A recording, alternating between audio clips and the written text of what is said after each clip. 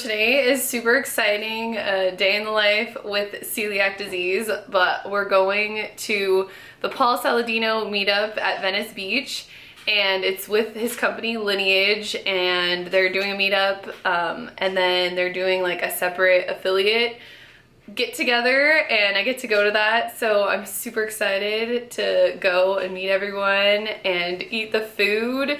I'm gonna call the restaurant, it's called Talo Organic, and I'm gonna ask some questions just about gluten-free, and yeah, I'm gonna show you how I call and ask them if it's safe for celiac.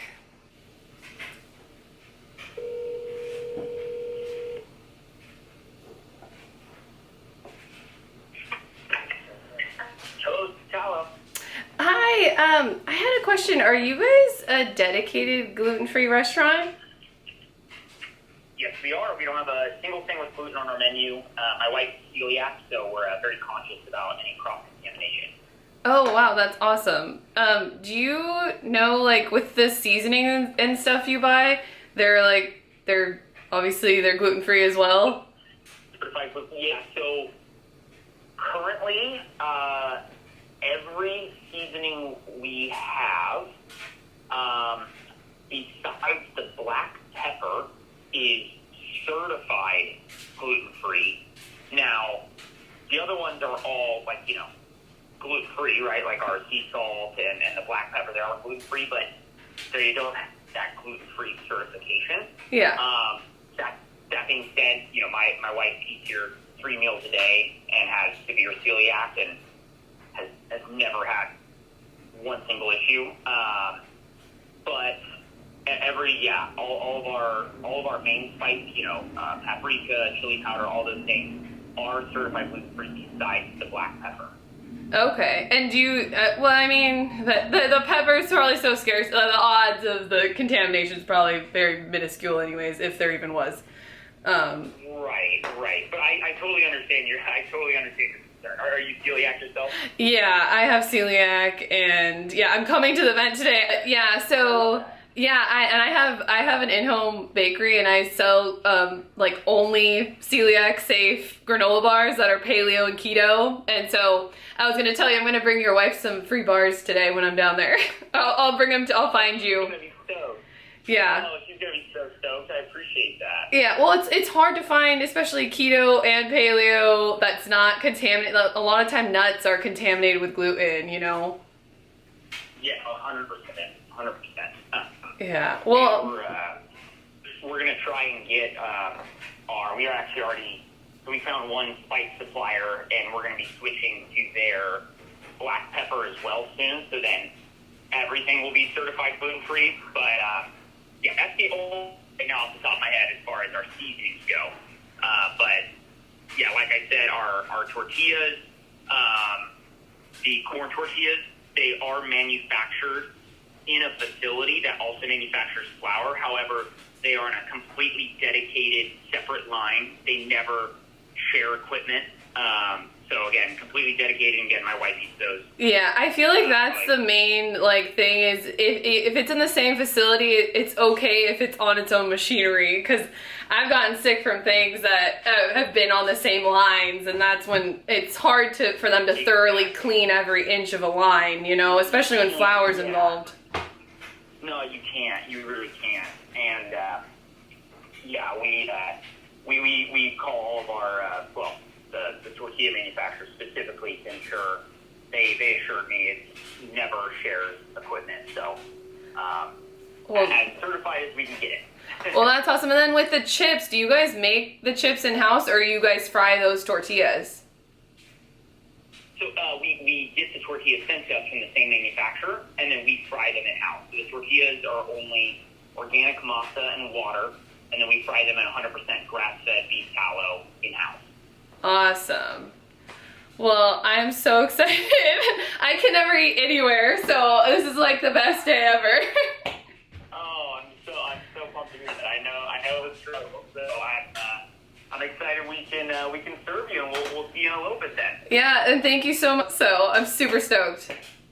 Oh, thank you so much. That means a lot. Well, let us know when you get here. I can let them know you're looking for me when you get here. Okay, yeah, because I want to get you those bars. I don't want to get, I'm going to be going to the VIP whatever area for Lineage, but I want to get you the bars. Oh, perfect. Great. Well, I'll definitely run into you then. All right, well, thank you so much for all the info, and we'll see you later. You too. Take care. All right, bye.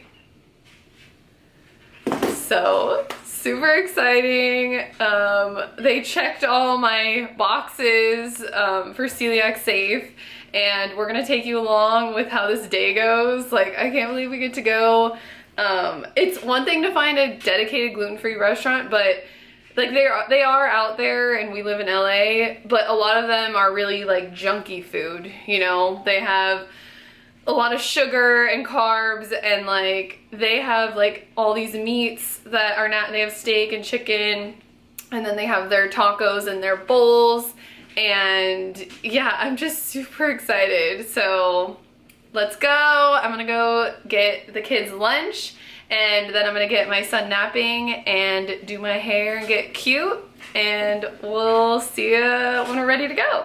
We're on our way to Talo Organic for the Lineage Paul Saladino meetup.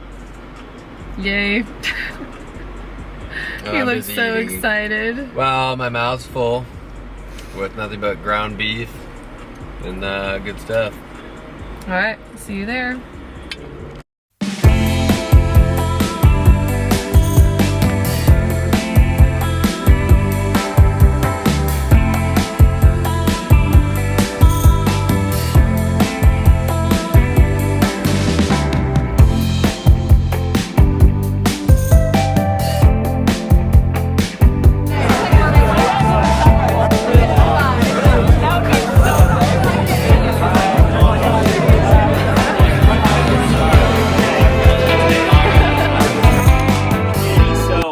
This was a big day for us, and it's really cool partnering with Lineage because, as you all know, we are both OCD about the standards of what you guys are getting, and that's what we're trying to do. That's what Lineage has already done. Really, it's like separating ourselves from the pack of when you look at Lineage, you can trust what you're getting. It's been vetted. It's the highest quality. And we ultimately want you guys to feel the same when you dine at Talo. So we were honored to cook up in some Lineage Talo today, and we had the Lineage honey on the strawberries and the steak. So good. So killer combo. But yeah, I'll turn over the we're not using the mic. I'll turn over the floor to Paul, and we'll do a few Q&As. We're gonna keep it informal, so if you got a question, just raise your hand or shout it out, and Paul will take it from there. Thanks for having us, brother. Of course. I mean, it's really what you're doing here is incredible. I really hope that this sets a standard for other restaurants and other things follow. There's a line of 500 people, you know, like people want this, and I think that it's not going to be easy. But seeing the kitchen was incredible. So thanks for having us, man. We really appreciate it. Of course, anytime. All right. Thank you, Anytime. man. Appreciate it. Yeah. All right, guys. I think I still have a voice. It sounds like I'm losing it a little bit, like 30 hours. But if anybody has questions, I'm happy to answer them. If you've had all your questions answered already, we can just go back to hanging out. But if anybody got any questions? I'll start it off. I got a question. Right. Oxalates. Yeah? I'm avoiding them in greens. It's been brought to my attention. There's a lot of them in berries as well, or at least that's what I'm being told. What say you? Yeah, so like the biggest things for oxalates are like beets, beet juice, spinach is the biggest one, rhubarb, almonds are moderate, beans. You do get like low to moderate amounts of raspberries and blackberries, but unless you're eating 12 ounces plus or raspberries a day, you're probably fine. It's in the seeds, right? So it's not in the fruit itself, it's in the seeds of the fruit. So with raspberries and blackberries, the seeds are integrated with the fruit, so what do you do? But I think it's fine, you know, some seasonal fruit is no big deal. If you're particularly sensitive to oxalates, maybe you have a history of kidney stones, which are mostly calcium oxalate kidney stones, you probably want to be careful. If you have any urinary issues, like sometimes kids will get like urinary pain with like berries if they eat too many. So if you're sensitive to oxalates from a urinary perspective, from a kidney stone perspective, from a joint pain perspective, maybe think about it, but otherwise you don't really have to worry about it much with berries. It's not a huge contributor. It's more than like zero, but it's just a little bit. Gotcha. Yeah. Perfect. Yeah. Appreciate it. Thank you. Beets are the biggest one. Beets. In Whole Foods today, they don't do raw milk anymore. There was like an Alexander Farms organic A2 grass-fed milk, so like, you know, that's what I would do, and I would get a whole milk. I grew up with skim milk, 2%. There's none of that. So like, yeah, some sort of thing like that. But I mean, I think that most people can tolerate that kind of milk. I talked to a lot of people today at the meet and greet, and if you have acne or you know people who have acne issues, some people don't tolerate dairy. Even raw dairy, for some people, seems to be an issue. So just be aware of that. But most people do pretty good with it. Yeah. Can you talk a little bit about the White House, your visit? What was the general sentiment? Did you feel like we're going to be on board with some of the things that you're trying to do or we're trying to do? I mean, RFK is a hero, man. Like when I sat down with him, I only had a couple of minutes, but they're definitely intending to legislate, you know, against the worst offenders in terms of food. So they want to improve things, and I think he's doing it sequentially. I mean, he's really gone after the food dyes. He's now talked about medical schools having to teach nutrition, like Kraft Heinz is following suit. So I think they're doing meaningful things in like a real cool way. They're going to keep going. I mean, I don't think he's going to legislate against seed oils, but maybe we can get specific content about it, or we can get specific research about it that'll help with that. I think that it's just tricky, but they're really intending to do it, or at least RFK, who's at the helm of HHS, is very much intending to do that. He's genuinely doing that.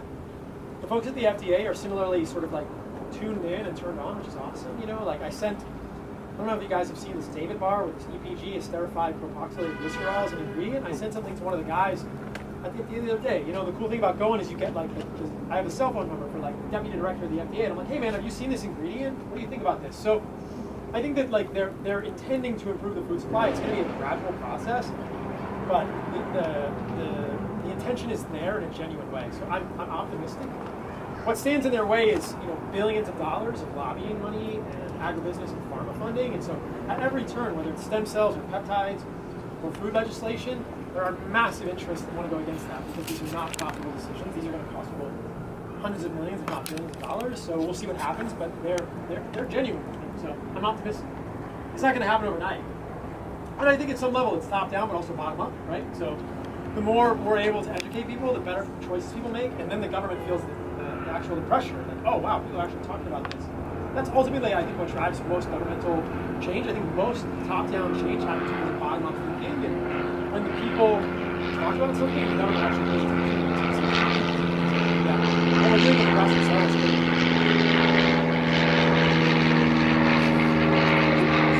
I saw one of your videos about PAs and toilet paper. Do you travel with your own toilet paper? No. I wish every Airbnb I went to had a bidet, but you know, what do you do, right? It's just there's like some level of granularity at which it's like, okay, it's too much. You know, you can't do it. But it's just an interesting thing when you think about how pervasive some of these endocrine disruptors are.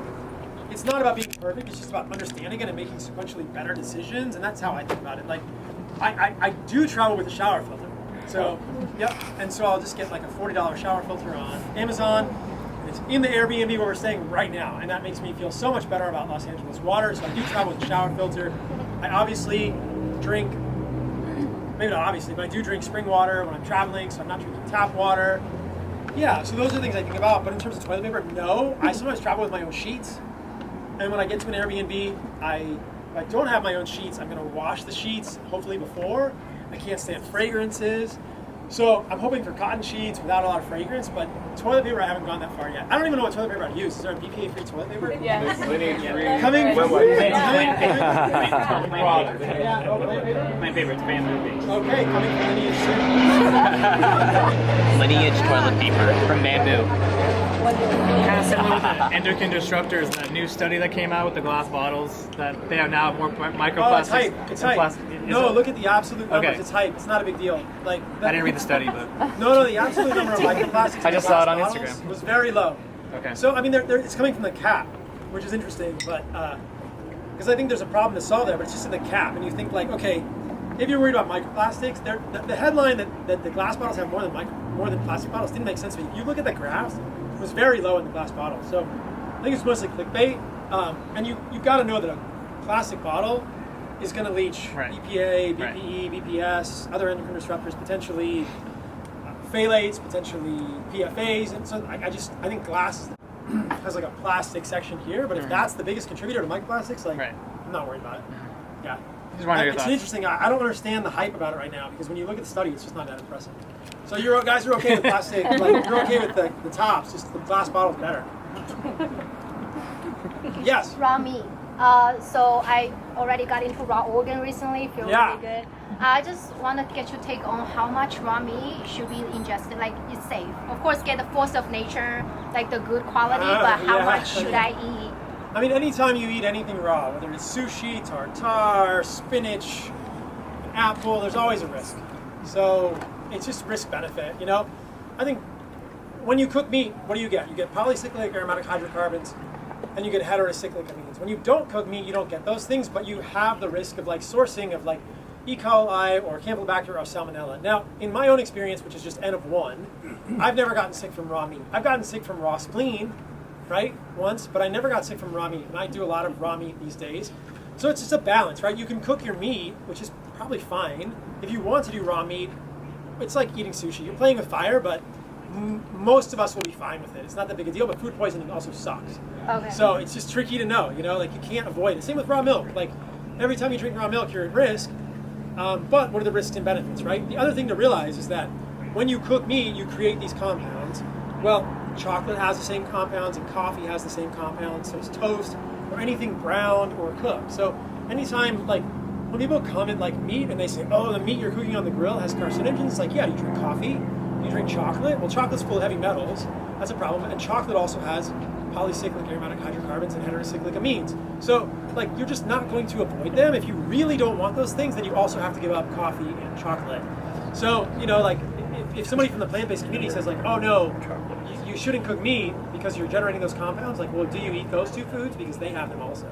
So it's toast, you know, and toast has acrylamide. So cooking foods just has issues, but I think most of us have the enzymatic mechanisms in our liver to deal with that. It's probably fine.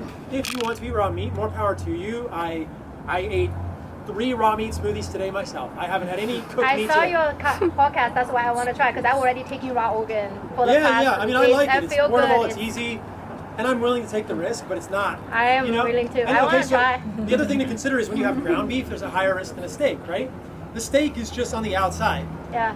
You know, beef doesn't really tend to have that many issues. If you look online, yeah, there's some things maybe in beef, but they're so rare with our U.S. supply, I think. When you have ground beef, you're grinding it up and it's all getting mixed together and there's a much higher risk of contamination. So a raw steak is safer. Any doctor in Los Angeles is dying right now. A raw steak is safer than raw ground beef. I mean, sometimes I know a lot of people use raw ground beef.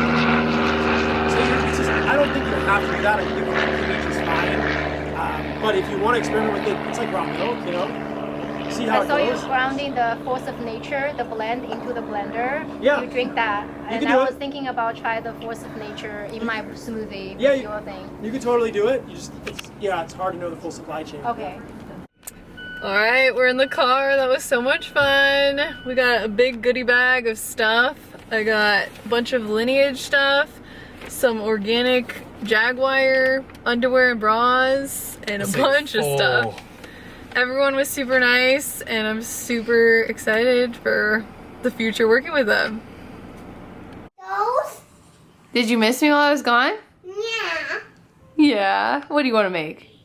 So we got organic Jaguar thongs, boy shorts, organic cotton sports bra. We got animal-based chocolate protein, raw honey, beef tallow, can't wait to cook with that, some air-dried steak, a nice tote bag, and some meat sticks. I'm home now with Jiggy, and that was so much fun. I'm gonna end off this little vlog. I'm definitely gonna be going back to Talo Organics. I did not get sick. I'm so sensitive. Like, even when I hear someone say gluten-free, I still like have doubt. But everything was amazing. I'll definitely be going back, and I'll see you in the next video.